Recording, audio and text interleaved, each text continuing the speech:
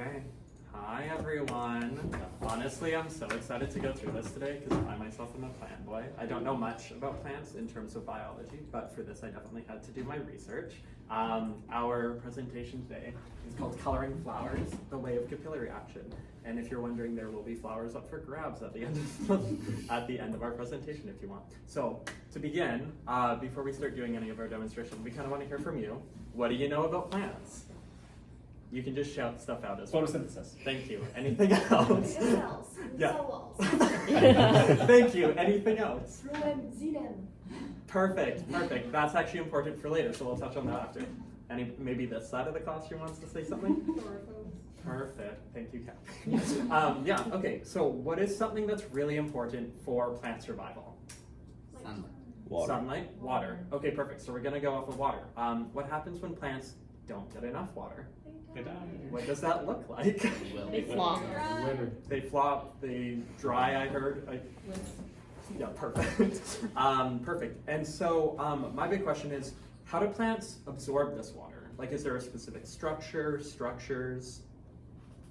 Where do they kind of bring water up? Roots. Yes, roots. Is there another structure that anyone can think of, or any other places?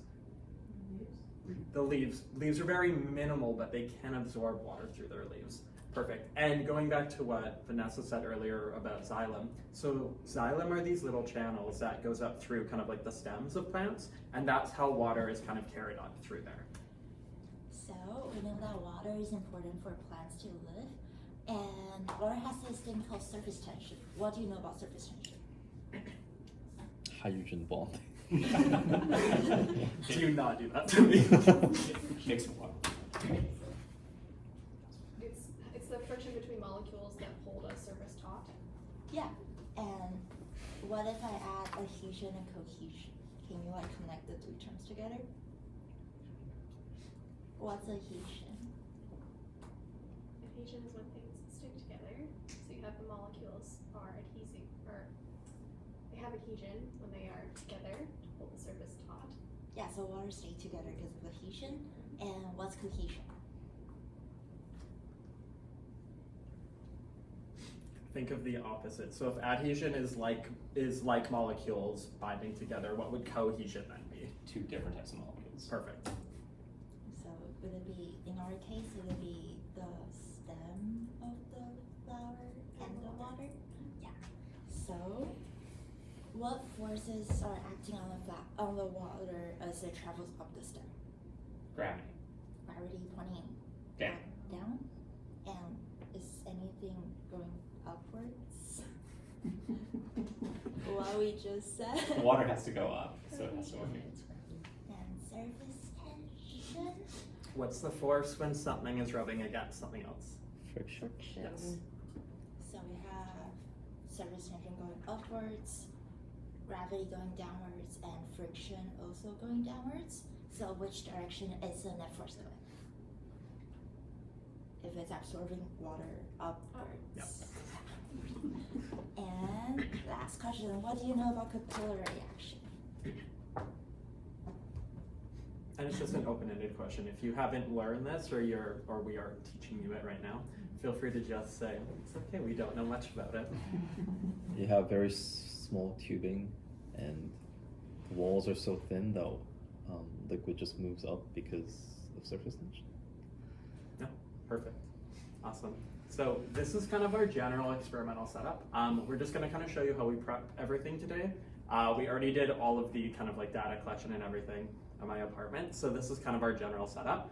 To begin, I'm going to start with dealing with our water. So I'm keeping everything consistent with all the variables that we are not testing. So the amount of water in each of these containers for the flowers and the amount of dye that goes into it.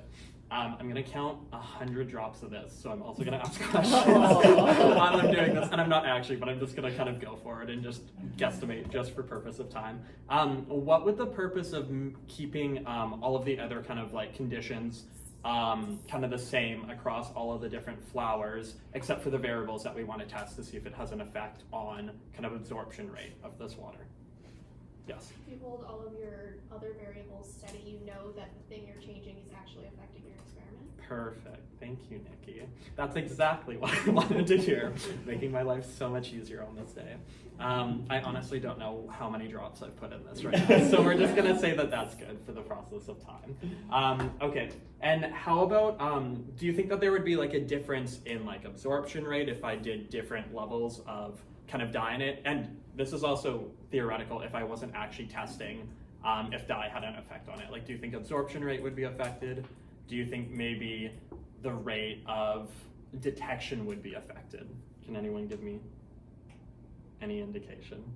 If you vary the amount Of the dye that I put into it. So say I put like 50 drops into this one that I'm pouring right here. Say I put like 20 drops in this one that I'm pouring right here. Say I put like 10 drops in this one. And then say the last one I put like, I don't know, like 5 drops. Do you think that like the ability of the plant to absorb it would be affected? Maybe not, if it's mostly still water. Perfect. And how about the rate of detection? Do you think that would be a problem if I used varying amounts of dye? Yeah. Can anyone maybe expand on that a little bit? Yes. You're using white flowers, so your rate of Yes. detection is based off of seeing the color in the flower. Exactly. So if you have less dye, it's harder to detect when something has actually changed. Exactly. Thank you, Nikki. And then how about the flowers that we're choosing? So we wanted to use carnations for this experiment. What are some characteristics of carnations that people can maybe give me? A lot of petals. Lots of petals, perfect. How about the coloring of it? Do they come in multiple colors? Do they only come in white? Multiple, perfect. How about the size of the stem? Do you think that affects it at all? Think of capillary action and think of, yeah, so smaller stem is really good for this. Perfect. And what do you think would happen if we used maybe like celery instead of this? Do you think we would get a similar kind of like visualization of the dye? Think of how wide celery is and how it's also green. Do you think that would affect your detection of it? Perfect, awesome. Okay, let's cut the flowers. Why do you think we cut them in different ways? What can we experiment from this? how long it takes. And which one do you think will have a better absorption rate? A shorter one? Okay, and let's try cutting it. We're gonna cut it at 45 angle and flat. What do you think the difference would be? Surface area. Surface area? And good job. And which do you think will have a better result? On the Angle. Angle? Okay, so out of all these 4 combinations, long and flat, long and 45 degrees, short and 45 degrees, and short and flat, which one do you think will have the best result in terms of the color? Short and 45. 45? And how about the worst result? Perfect. So we're gonna show you guys our time lapse. Oh, Actually, wait, can we get someone to maybe turn off the light just so we can see this a little bit? Because it's very subtle. Perfect, thank you. But you'll notice it in this one for sure. You'll start seeing, I'll show you with my cursor. You can start seeing some stuff here, right? Yeah. So you can start seeing the dye kind of coming in here. How long is this? This is 4 hours, so my phone was sitting watching this for 4 hours. Oh, Very wow. entertaining, yeah, right? And like you can actually start seeing it really, really, really well. So like again, like we wanted to do this because you obviously won't see much here. If we're allowed to leave these, we might just leave them in the classroom and let's just see what happens over time. Awesome. We took some photos at different time intervals. Yeah. This So, is our initial photos, and you can see that there isn't much color showing because it hasn't started yet. And at 30 minutes, there Same thing. still isn't much, but at 60 minutes, you can start to see some colors at the edges over here, and not a lot for anything else. Yeah. And at 90, you can see the colors here, colors there, but nothing for the long flat cut yet. But at 2 hours, you can see the color really starting to show, and you can see it in 04 sets. And at 4 hours, you just can continues see basically. So you can see 4, 8, and then 24. This is what they look like. And I still have them in water at my apartment, and they're very blue. Let's just go with that right now. And I wanted to bring them in. Awesome. Was this what you expected? Nice. Awesome. What other variables do you think we could have like tested? So like I know I brought up concentration before, and I know that I also kind of brought up like if we were to do like celery instead of this type of flour. Does anyone have like other variables that we could have tested to see if it had an effect on say like the absorption rate or anything like this? Yes. Temperature of the water. Perfect. Does anybody else? Type of dye. Perfect, yeah. Because again, some dyes aren't going to be made the same. So some might have larger molecules in it versus general food dye like this has nanoparticles in it. So it's not really going to disrupt the kind of like the flow of the water. Does anyone else have anything else? Okay. And for the last thing is if you were to repeat or redo this experiment, what would you want to test?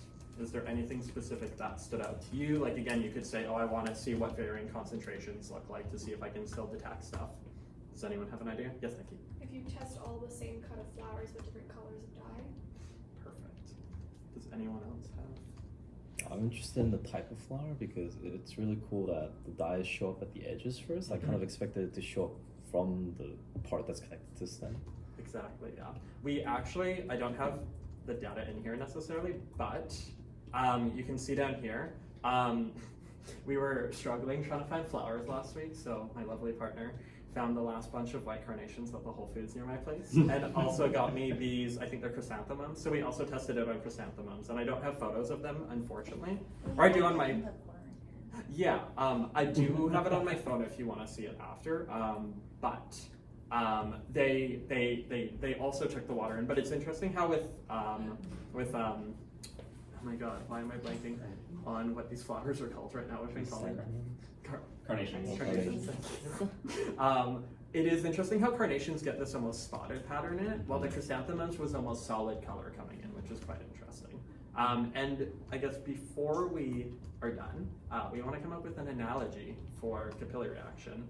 And I think I want you to chat with your table and try to come up with an analogy, like a real life analogy of something that exhibits capillary action. And then we'll give ours, and then I'll go to each table and ask them for their thing. And I'll give you a minute and a half. Traffic. Big highway. Yeah, but then you have to have Big highway. Big highway. Unless you want these, but the straw. you can just keep these. Did you get a new case for your? I don't know. That looks it's super Oh, nice. I bring my laptop. I switch between iPad and laptop. Yeah, I thought you had something different for your. I think it used to be a The laptop. laptop's pink. Oh, yes, that's what it is. I like the case. That's very nice.